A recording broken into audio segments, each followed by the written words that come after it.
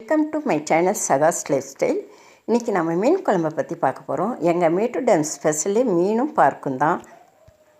இங்கே பார்க்குக்கு வர சுற்றுலா பயணிகள் மீன் சாப்பிடாமல் போக மாட்டாங்க. இங்கே உள்ள மீன்லாம் அவ்வளோ ஃப்ரெஷ்ஷாகவும் டேஸ்டியாகவும் இருக்கும். எல்லா வகையான மீனும் கிடைக்கும். இது ரோகு வகையை சேர்ந்த மிருகால் மீன், ரொம்ப டேஸ்டியாக இருக்கும். இந்த மீன் குழம்பு எப்படி டேஸ்டியாக சிம்பிளாக ஈஸியாக செய்யலான்னு பார்க்கலாம் வாங்க. இந்த மீன் குழம்புக்கு என்னென்ன வேணும்னு சொல்கிறேன். இது ஈஸியாக மீன் குழம்பு பற்றி தெரியாதவங்க கூட ஈஸியாக செய்யலாம். இதுக்கு வேண்டிய பொருட்கள் வெங்காயம், தக்காளி, பூண்டு, தேங்காய், கொத்தமல்லி தூள், மிளகாய்த்தூள், மஞ்சத்தூள், அவ்வளவுதான். ரொம்ப ஈஸியாக சிம்பிளாக செய்யலாம் வாங்க. எப்படி செய்கிறதுன்னு பார்க்க. கடாயை வச்சு நல்லெண்ணெய் ஊற்றணும். நல்லெண்ணெய் நல்லா சூடானதும் சின்ன வெங்காயம் போட்டு வதக்கணும். நல்லா செவக்க வதக்கணும். அது சின்ன வெங்காயம் வதங்கிய பின்னாடி பூண்டை போடணும். வெங்காயம் வதக்கிறதுக்கு டைம் கொடுக்கணும். அதே போல் பூண்டு வதக்கவும் டைம் கொடுக்கணும். ஒவ்வொன்றும் நல்லா வதங்குறப்ப தான் உங்களுக்கு டேஸ்டி அருமையாக இருக்கும். பூண்டு வெங்காயமும் நல்லா வதங்கிருச்சு. வதங்கினதுக்கு பின்னாடி தக்காளி போடணும்.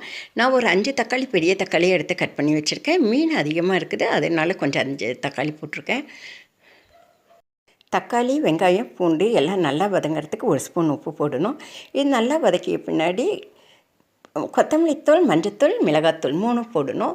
இந்த கொத்தமல்லி தூளை நானே அரைச்சது. இதுலேயே சீரகமும் மிளகும் போட்டு அரைச்சிருக்கேன். அதனால் வேறு எதுவும் போட வேண்டியதில்லை. இந்த தூளை போட்டாவே போதும். போட்டு ஒரே கிளறுனமா போதும்.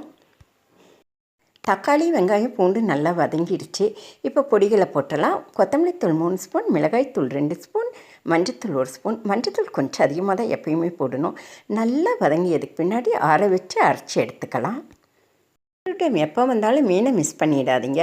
இதை அரைச்சி எடுத்தாச்சு.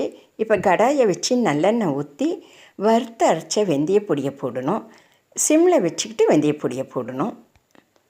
எண்ணெய் நல்லா காஞ்சதும் வெந்தயப்பொடி போடணும். வெந்தயப்பொடி லேசாக சிவந்ததும் வெங்காயமும் கருவேப்பிலையும் போட்டு வதக்கணும். எப்பயுமே மீன் குழம்புக்கு சின்ன வெங்காயம் தான் யூஸ் பண்ணணும். அப்போ தான் ரொம்ப டேஸ்டியாக இருக்கும். சின்ன வெங்காயம் கருவேப்பிலையும் நல்லா சிவக்க வதக்கி எடுக்கணும். நல்லா சிவந்ததுக்கு பின்னாடி வெங்காயம் நல்லா வதங்கியதுக்கு பின்னாடி அரைச்சி வச்ச மசாலாவை போடணும். அரைச்சி வச்ச மசாலாவை போட்டு ஒரு கிளறணும். கிளறிட்டு புளி ஒரு எலுமிச்சம் சைஸ் அளவுக்கு கரைச்சி அதில் ஊற்றணும். நமக்கு எவ்வளவு தண்ணி தேவையோ அந்த அளவுக்கு புளியை கரைச்சி ஊற்றிக்கணும். அதுக்கு பின்னாடி உப்பு தேவையான அளவு பார்த்து போட்டுட்டு நல்லா கலக்கி விட்டு நல்லா கொதிக்க விடணும். ஒரு 10 நிமிஷமாவது கண்டிப்பாக கொதிக்கணும். மீன் போட்டதுக்கு முன்னாடி மீன் குழம்பு கொதிக்க வைக்கக்கூடாது. அதனால நல்லா கொதிக்க விடணும். 10 மினிட்ஸ் ஆகிடுச்சு. 10 மினிட்ஸ் ஆனதுக்கு பின்னாடி நல்லா கொதிச்சிடுச்சு. நல்லா ஒரு கலக்கி விட்டுட்டு மீனெல்லாம் போட்டுடலாம். ஒவ்வொரு மீனாக போடணும். 4 to 5 மினிட்ஸ் வெந்தால் போதும்.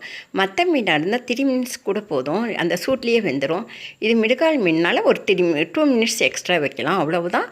எல்லா மீனையும் போட்டதுக்கு பின்னாடி மெதுவாக கிளறி விடணும்.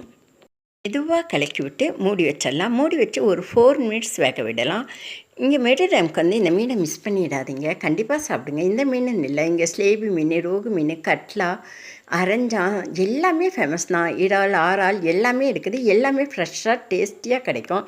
என்னுடைய வீடியோ பிடிச்சிருந்தா லைக் பண்ணுங்கள், சப்ஸ்கிரைப் பண்ணுங்கள், ஷேர் பண்ணுங்கள், கமெண்ட் பண்ணுங்கள். மீன் குழம்பு சூப்பராக ரெடி ஆகிடுச்சு. மீன் எப்படி வெந்துருச்சான்னு பார்க்குறதுக்கு அவர் தலையை எடுத்து பார்த்தோமா அது கண் வெளியே வந்திருக்கும். வந்திருந்தாவே மீன் வெந்துருச்சுன்னு அர்த்தம். இப்போ பாருங்கள், நான் உங்களுக்கு கண்ணை காமிக்கிறேன். கண் வெளியே வந்திருக்கும். மீன் வெந்துருச்சுன்னு அர்த்தம். ஓகேவா? அதான் தெரியுது பாருங்கள், கண் வெந்துருச்சு மீன். அவ்வளவுதான். கேஸை நான் ஆஃப் பண்ணிட்டேன். அவ்வளோதான். வாங்க சாப்பிடலாம். என் வீடியோ பார்த்த உங்களுக்கு என் மனமார்ந்த நன்றிகள்.